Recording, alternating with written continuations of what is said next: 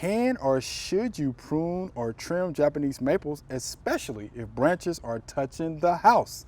This is Miss Barbara from Atoka, Tennessee. That's down by your way as well. Yeah. Okay. So yeah, can or should you prune or trim those Japanese maples that are touching the house? Yes, sure you can. Yeah, just cut them back from the house. Again, to a point of growth, another branch that's coming out or a leaf. Okay. So just cut them back to one of those points. Okay. So you could do that. Yes. Now, is there Any time of year. So it can be any time of year. You can do that? Okay. So there you go, Miss Barbara. You can do that. Tell her don't be nervous, right? No, Just it's get in okay. there, just cut it back, right? To the point of growth.